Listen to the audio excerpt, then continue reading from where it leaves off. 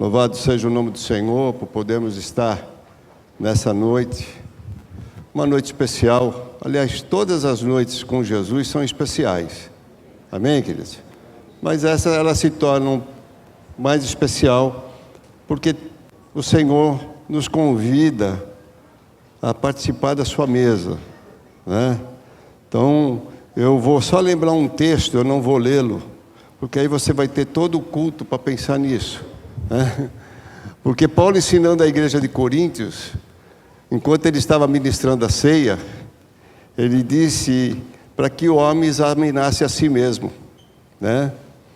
Para que ele pudesse fazer uma reflexão a respeito de si mesmo e depois então participar da ceia, tá?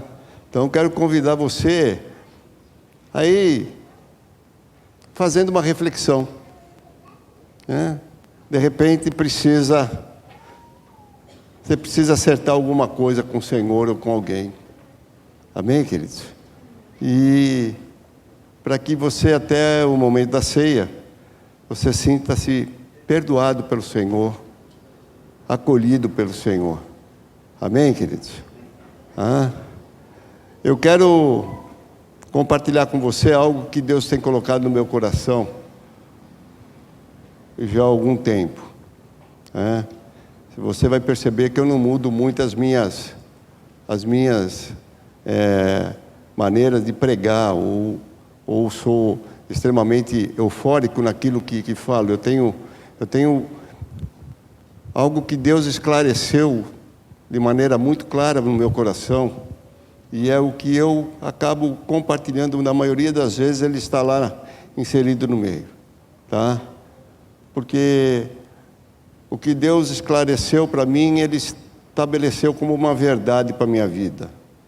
E eu tenho tomado isso como verdade. Que todos nós,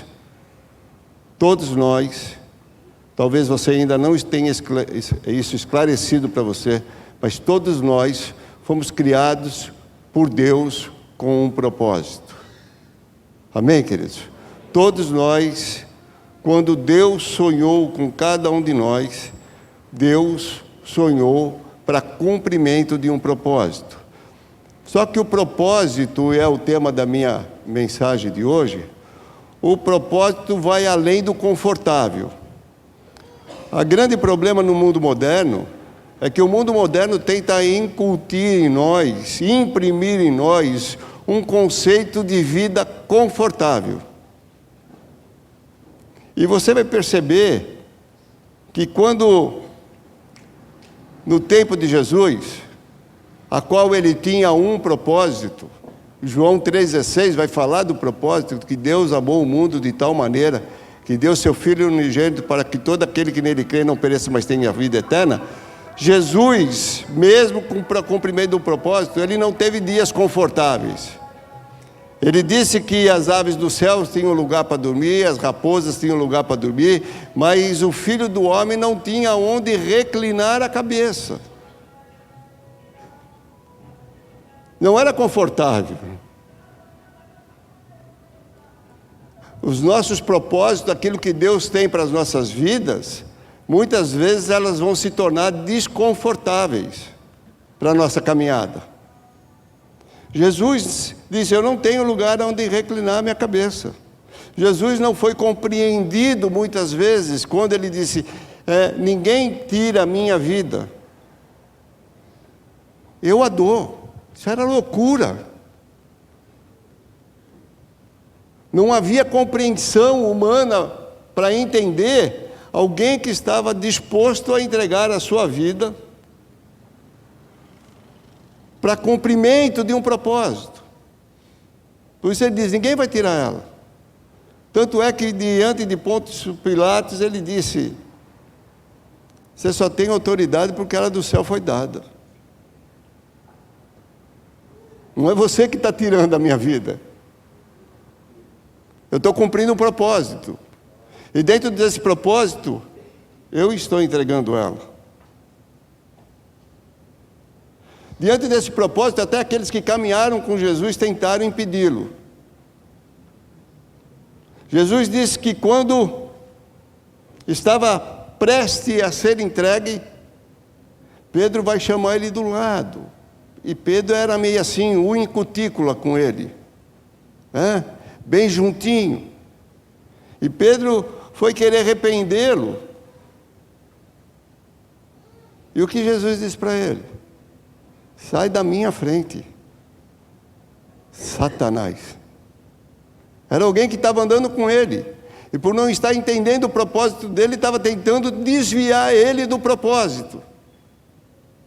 Estava tentando aliviar ele daquilo para o qual ele havia sido estabelecido. Você vai ler a Bíblia, se você começar a estudar a Bíblia, você vai ver que a última semana de Jesus, ele entra e sai de Jerusalém todos os dias. Mas por quê? Porque ele está cumprindo um propósito. Então, para isso, eu quero que você abra a sua Bíblia no livro de Romanos. Porque tudo vai partir de um entendimento, queridos. E eu gostaria muito que você entendesse isso.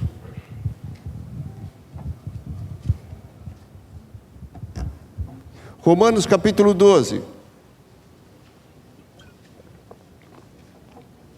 Pastor Júlio tem dito que há alguns dias tem tentado pregar sobre Romanos.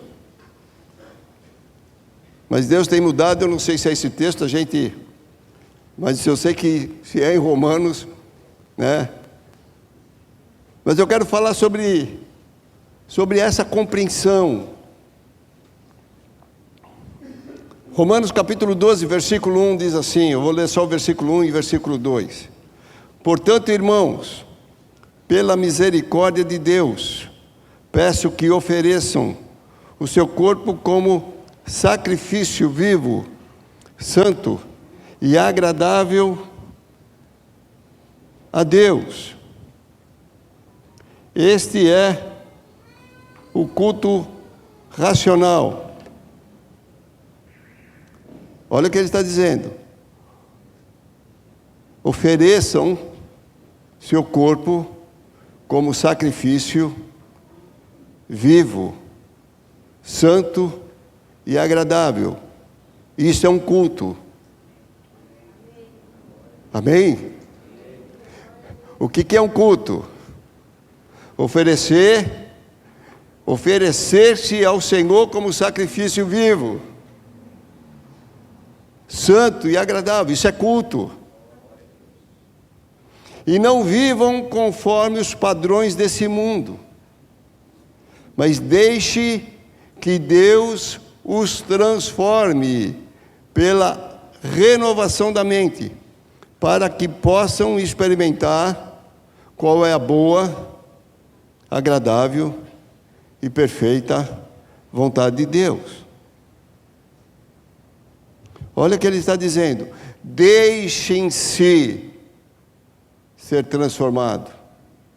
Se lembra, quando eu lembro desse texto, deixe-se ser transformado, eu me lembro automaticamente, eu sou enviado ao texto do vaso na mão do oleiro. Pela renovação da vossa mente, do vosso entendimento, queridos. Amém, queridos? Entenda que o livro de Romanos, o seu tema principal está lá em capítulo 1, versículo 17, diz que o justo viverá pela fé. E Paulo, diante desse tema, diante dessa plataforma, ele vai trazer orientações práticas para a vida cristã. E uma das orientações práticas da vida cristã é: deixem-se ser transformado pela renovação da vossa mente. Na nossa construção como ser humano, nós carregamos o que eu costumo chamar de base nuclear. Ou seja, são todas aquelas informações implantadas em nós, incutidas em nós através da família, através da sociedade, através da instrução, através da cultura, através de diversas formas. Nós fomos foi construído em nós o que nós poderíamos dizer que é a nossa cultura. Amém, queridos? Estão me acompanhando? Conseguem me entender? Hã? Dentro dessa cultura em que nós somos estabelecidos, fomos criados, paulistanos diferentes do que gaúchos, né? Valores diferentes, tradições diferentes, cada um de nós carrega dentro de si isso, tá? Mas diante dessa cultura e diante dessa circunstância, muitas vezes, por causa dessa cultura, nós nos sentimos vítimas de muitas coisas. Nós nos sentimos vitimizados muitas vezes. Ó dia, ó céu, ó azar, ninguém me ama, ninguém me entende, ninguém me compreende, ninguém me aceita.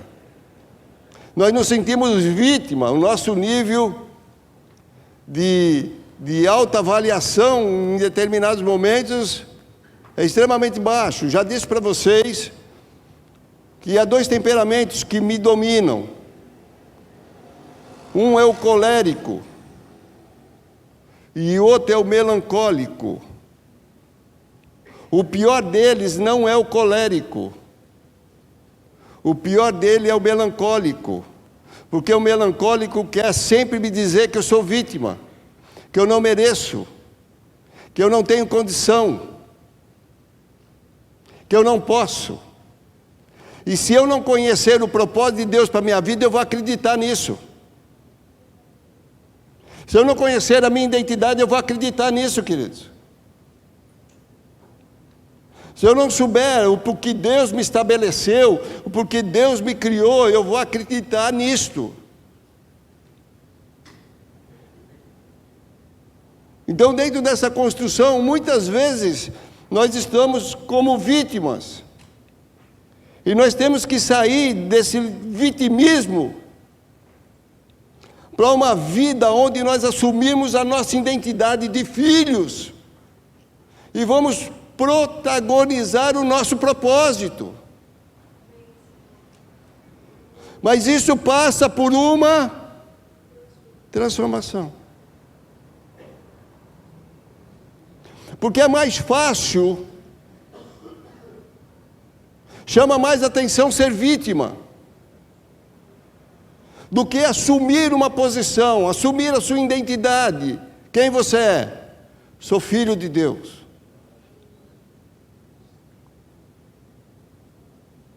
Eu não tenho um pai que tem algum poder. Eu tenho um pai que é todo poderoso.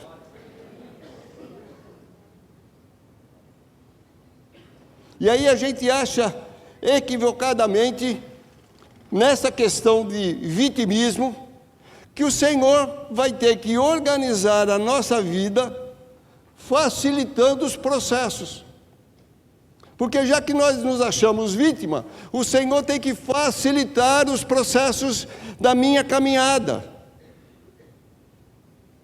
das mudanças que Ele deseja operar na nossa vida. Porque quando estou disposto a mudar a minha mente, quem vai operar isso é o Senhor. Amém, queridos? E Ele não vai facilitar o processo de mudança, nem de transformação, aquelas que estão estabelecidas na eternidade para a nossa história.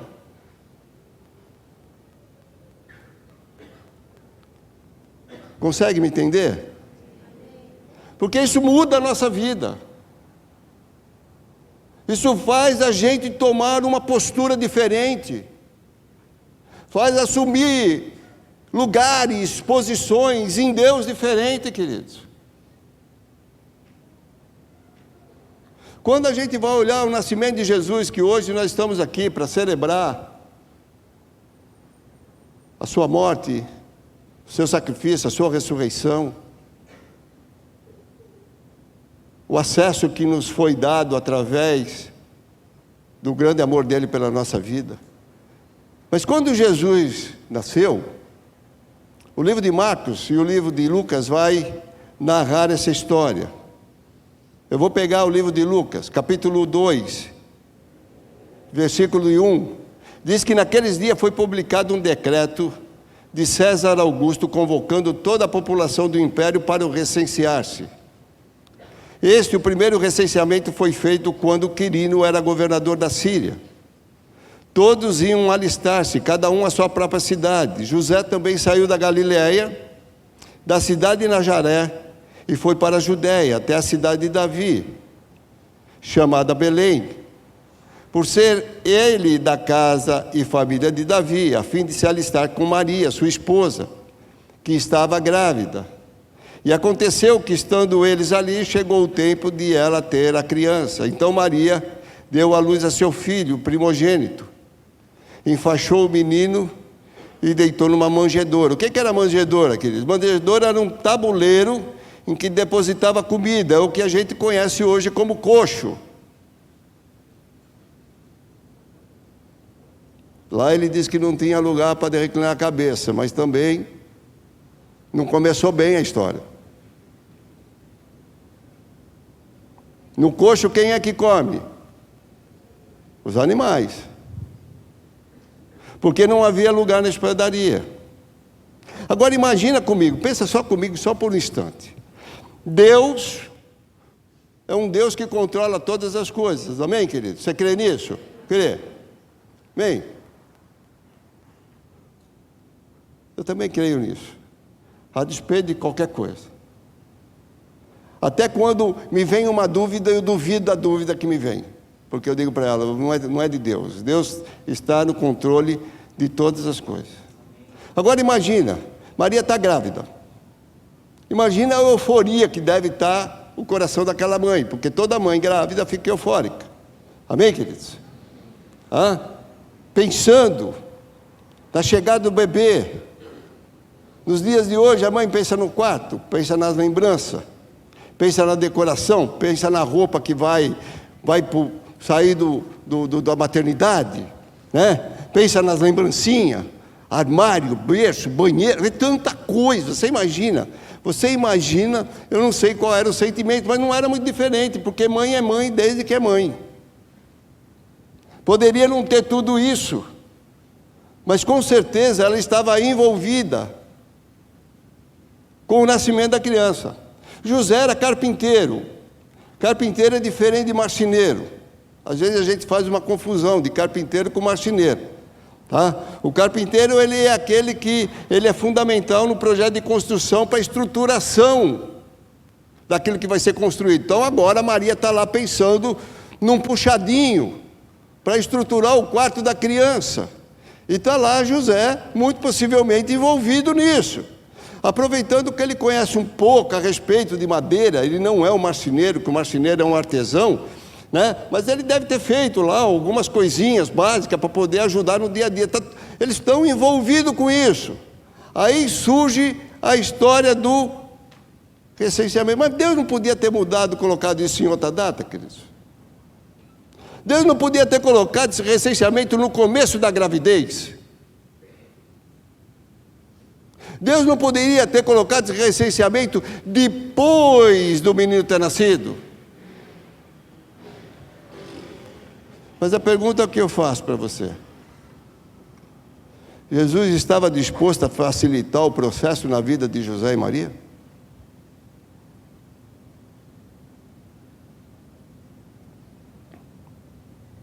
Porque a gente, no nosso conformismo, no nosso vitimismo, a gente acha que Jesus tem que estar disposto a facilitar os processos na nossa vida, queridos. Só para você ter uma ideia, eu fui pesquisar a respeito disso, porque aí qual é a distância percorrida nessa história? Segundo o que eu consegui levantar, em dados históricos, em pesquisa que levaram anos, diz que a distância entre Nazaré e Belém é de aproximadamente 150 quilômetros. Agora pensa 150 quilômetros em cima de um jumentinho grávido.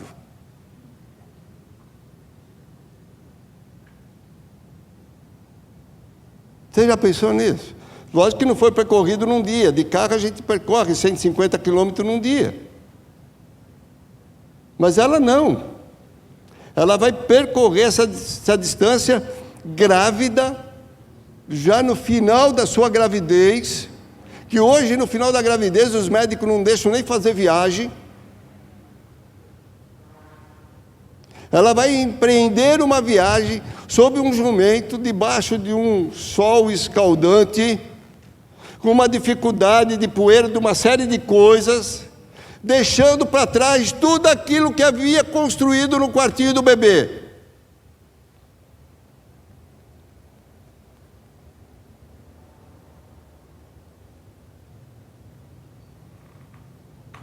Mas o gozado é que Maria foi escolhida por Deus.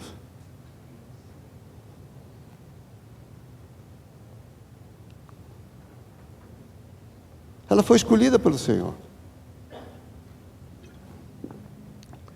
para carregar o Filho de Deus.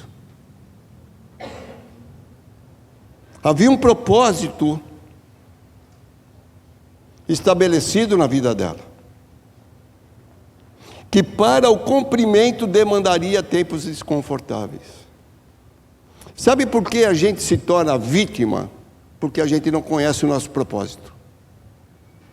Porque como a gente não sabe para onde vai, não sabe o que Deus deseja, não sabe o que Deus quer, a gente reclama, porque se acha vítima, e não entende que para o cumprimento do propósito, há uma demanda desconfortável no caminho. Estão comigo? Jesus nasce. E eles vão apresentar, como nós fizemos hoje, foram apresentar, José e Maria foram apresentar Jesus. E lá encontraram um homem chamado Simeão. Lucas capítulo 2, versículo 34 e versículo 35, diz assim: Simeão os abençoou e disse a Maria, a mãe do menino: eis que este menino está destinado tanto para a ruína, como para a elevação de muitos em Israel, e para ser alvo de contradição. Versículo 35, presta atenção. Para que se manifeste os pensamentos de muito. Quanto a você, Maria, uma espada atravessará a sua alma. Espera aí. Esta a qual Deus havia chamado de bem-aventurada.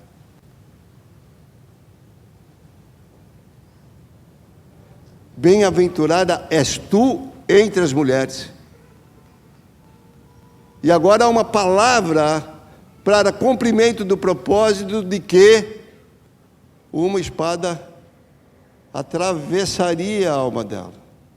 Nós vamos ver o cumprimento disso lá em João capítulo 19, versículo 25 e 27. No momento que Jesus está crucificado, a mãe de Jesus, a irmã dela, Maria, mulher de Clopas, e Maria Madalena estavam ali. Vendo Jesus, a sua mãe, e junto dela o discípulo amado, disse: mulher, eis aí o seu filho. Depois disse ao discípulo: eis aí a sua mãe. Cumpriu-se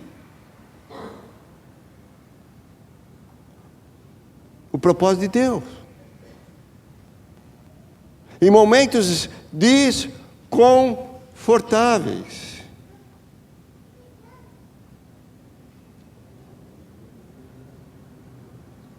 Por isso que nós temos que permitir que Deus mude o nosso entendimento. Então nós vamos achar que no propósito de Deus na nossa vida, Deus não está sendo bondoso conosco. Deus não está sendo fiel, esqueceu da gente. Olha que coisa doida, queridos. Como que Deus esqueceu de você, se Ele disse que o teu nome está escrito na palma da mão dele? Como Ele esqueceu de você, Se ele disse que ele escreveu todos os seus dias no seu livro? Como ele esqueceu de você, se ele disse que ele criou todas as circunstâncias antes de criar você? Mas por que que a gente cai no vitimismo? Porque a gente não conhece o propósito. E aí vem o dia mau, e eu quero dizer que o dia mau vem para todo mundo, queridos. O dia mau vem para todo mundo. E se a gente não tem essa compreensão do nosso propósito e identidade, a gente acaba se vitimizando.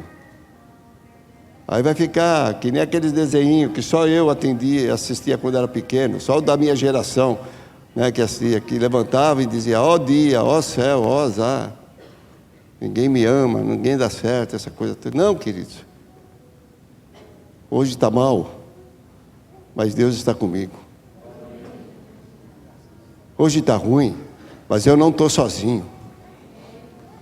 Eu sei quem está ao meu lado. Eu sei quem anda comigo. Eu sei quem me chamou. Eu sei quem me escolheu.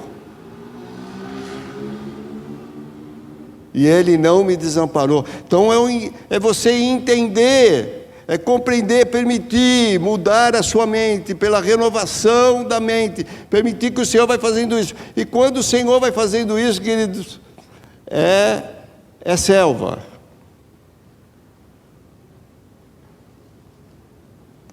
Porque Deus vai imprimindo em nós a sua vontade. E nessa impressão da sua vontade nas nossas vidas, nós vamos mortificando a nossa vontade. Amém, queridos? Jesus morre. E quando Ele volta para um lugar em que os discípulos conheciam muito bem, que era um lugar de comunhão, que era a mesa, por isso que nós estamos diante da mesa. Você vê que os discípulos não entenderam o que Jesus falou. Jesus não voltou para a cruz, Jesus voltou para a mesa.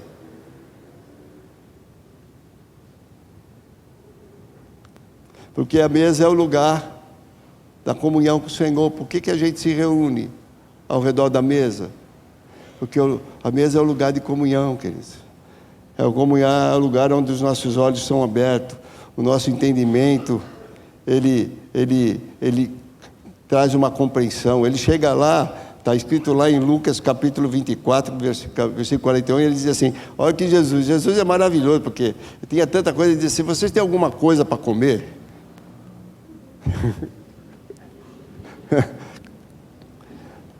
Você tem alguma coisa para comer? E ele volta vai estar com aqueles aqueles que ele ama.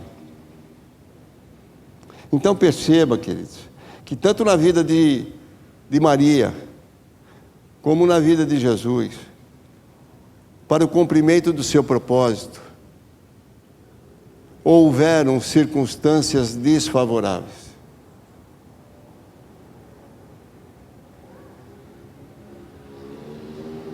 Vou tornar a dizer para você entender. Na vida de Jesus e na vida de Maria, para o cumprimento do propósito, houveram momentos desfavoráveis. Você está disposto?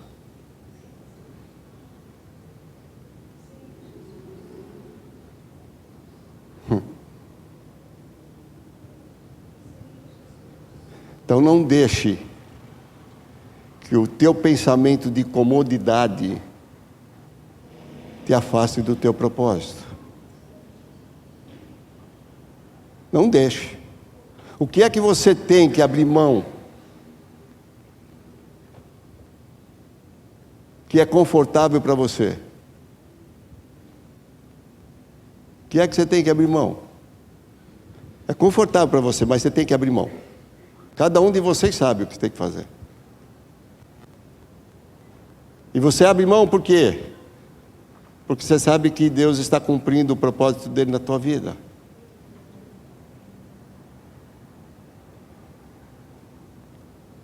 Agora pense comigo. Quando nós lemos o Salmo 23, que é um salmo que, se a gente não compreender ele, se a gente não tiver essa mente transformada, a fim de experimentar a boa, perfeita e agradável vontade do Senhor, que é o propósito, nós vamos achar que o Salmo 23 nos leva para um lugar de descanso. Porque o Salmo 23 vai dizer: o Senhor é meu pastor e de nada terei falta. Então a gente acha que não vai faltar nada. A gente acha que ele vai ser como uma gôndola do supermercado, que tudo que eu desejar vai ter lá.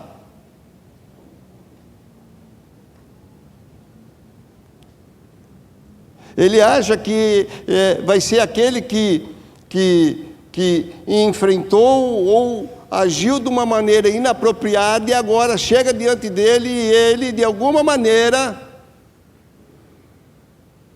vai resolver aquilo que está faltando.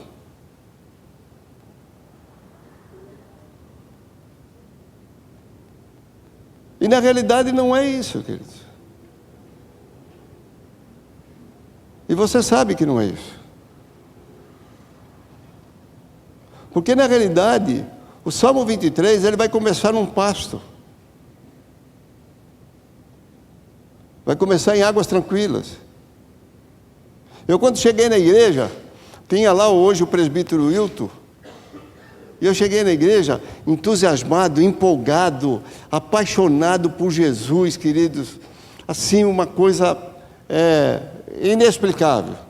E eu chegava na igreja e os irmãos diziam: é luta. E chegava para outro: é luta. E chegava para outro: é luta. Eu falei: mas peraí, filho, eu estou vivendo, pai, eu estou flutuando com Jesus e os caras só luta. Aí eu fui falar com o presbítero Wilton. O presbítero Wilton: o pessoal só diz que está na luta, só prova, prova, não tem outra coisa. Esse pessoal não tem outra coisa não, porque eu só estou na bênção.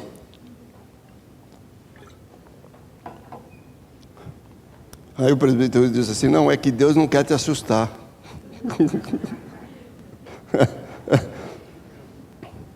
Deus não quer te assustar. Então aproveita, navega nessas águas tranquilas por enquanto, porque daqui a pouco... Bem, e veio. Porque no nosso conceito a gente acha que a gente vai colocar o nosso barquinho em alto mar e vai ser navegação tranquila. Quando a gente olha para esse texto, nós achamos isso.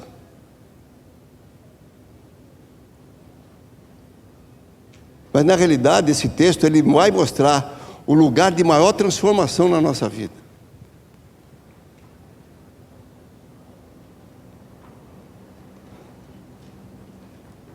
Se Deus é o nosso pastor, queridos, presta atenção. Nós devemos ser as ovelhas dele. Amém? A ovelha é inofensiva, a ovelha é mansa. Vocês sabem melhor do que isso, porque quando eu vejo a ovelha, ela só já está esquartejada. Eu não cuido de ovelha, eu não sei como é que é isso. Tá? Então, eu quando vejo a ovelha, ela já está bem passada, mal passada, ela está lá. Né? Ela é mansa, ela é quieta. Ela vai em silêncio diante dos seus tosquiadores, não é isso que diz a palavra? Se é ovelha? Eu estou falando aqui o que está escrito. Se é ovelha? Mas ela vai também diante do açougueiro. Porque ela também é útil para isso. Amém? Ela é útil para isso.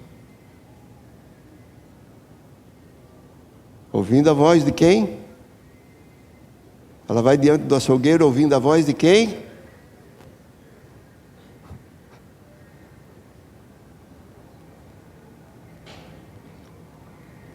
Às vezes Deus está querendo tirar umas lascas. E a gente não está ouvindo a voz dele. Porque a trajetória do pasto verdejante, das águas tranquilas, até a mesa, que eu vou falar lá na frente, ela passa por um vale. Que lá no texto vai dizer que é o vale da sombra e da morte. Que é o vale da transformação, queridos. Que é o vale aonde ele vai imprimindo na nossa vida a sua vontade. Ele vai operacionando na nossa alma o seu querer. Aonde ele vai nos ensinando a dependência, a confiança, a paciência. E por quê? Porque eu sei qual é o meu propósito. Porque se eu não souber qual é o meu propósito, eu não vou cair na mão dos que vão me imolar. Mas a Bíblia diz que Cristo foi como uma ovelha muda diante daqueles que iriam imolar. Por que ele foi? Porque ele sabia qual era o seu propósito. Então agora eu, como essa ovelha, eu vou diante do Senhor, passando pelo vale da sombra e da morte. E vale da sombra da morte, querido, não é só enfermidade, não. É quando Deus quer nos livrar de nós mesmos. Ele quer matar nós mesmos em nós mesmos. Você entendeu isso? Ele quer realmente matar você em você mesmo, para imprimir a vontade dele. E aí, nesse processo da caminhada, nós vamos chegar aonde? Na mesa. E essa questão da mesa aqui, ela é interessante. Porque lá no Salmo 23, versículo 5, vai dizer assim: preparas uma mesa na presença dos meus adversários. Aí você fala, opa, unge a minha cabeça com óleo e meu cálice transborda. Aí eu te faço assim, te faço uma pergunta: qual desses pensamentos seria o teu? Pensamento número 1, eu sentado na mesa, os meus adversários todo ao redor, a mesa farta, eu sentar na cabeceira da mesa cantando aquela música. Minha vitória tem sabor de mel.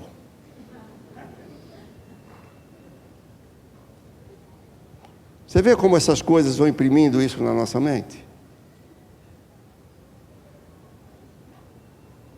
Eles vão ver a hora que eu chegar lá. Eles vão ver o que eu vou fazer a hora que Deus me colocar lá. Não entendeu que ele só vai chegar lá se Deus tiver um propósito para isso. E o propósito para isso não é que os inimigos dele tenham sabor de mel. Você vai perceber no final. A segunda, você sentado na mesa e teus inimigos sentados com você partilhando da mesa.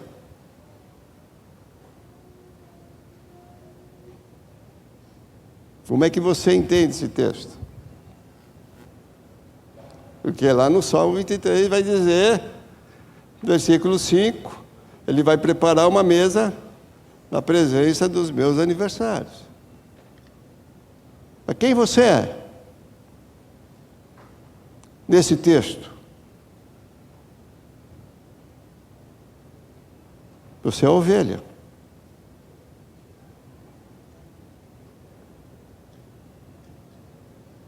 que agora Deus,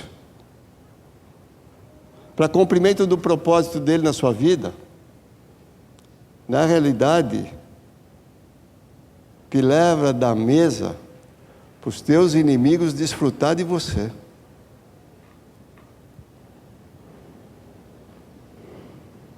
Comer de você, no bom sentido.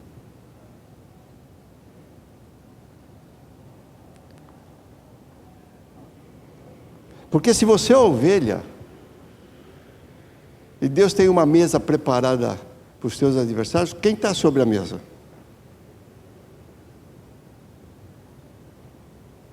E se você não entender isto, se você não compreender isto, você não vai entender o teu propósito. Porque nós falamos aqui terça-feira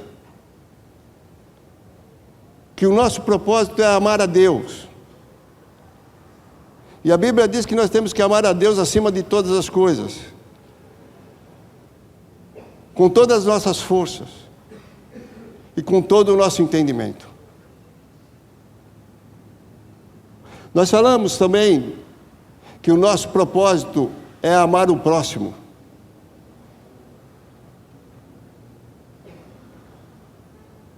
Não é só amar o irmão, é amar o próximo. Nós não somos obrigados a concordar com o próximo, mas temos que amar o próximo. Como eu disse para você, o próximo às vezes não sabe que ele é meu irmão. Ele vai ter que comer de mim, para entender que ele tem um pai como eu tenho. Amém? Estão conseguindo entender? Porque eu estou na mesa, diante dos meus adversários. E terceiro, eu falei que é servir. É servir ao irmão, é servir à igreja, é servir à sociedade.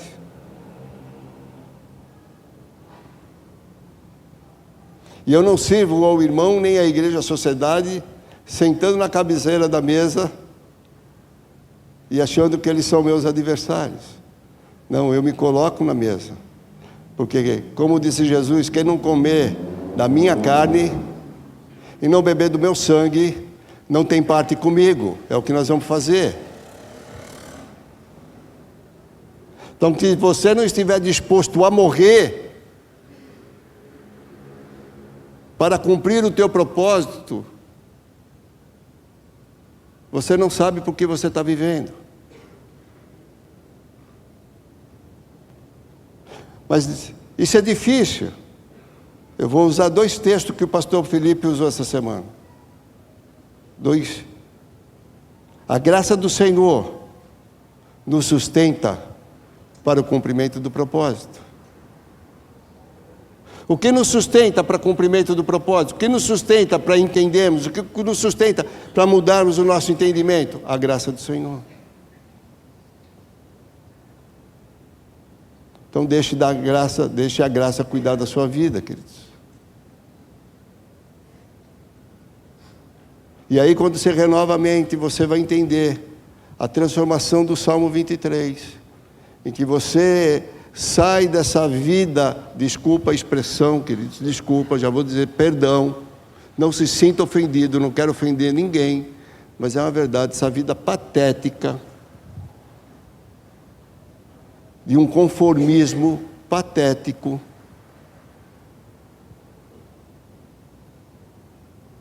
para se lançar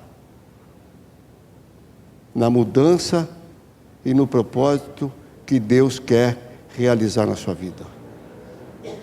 Se você perguntar para mim se eu trocaria o que eu vivo há 20, 30 anos quase vai fazer com o Senhor, pelos 33 que eu vivi no passado, eu não trocaria nem o pior dia das minhas maiores dúvidas, andando com Jesus por um dia daquele dia do passado. Mas eu decidi não viver uma vida patética. Eu decidi buscar o propósito de Deus para a minha vida. entender qual é a minha identidade nele e compreender que muitas vezes ele vai me levar para a mesa, ele vai me levar para eu servir os outros, porque eu servindo, eu amo ao próximo, e eu servindo, eu amo a Deus.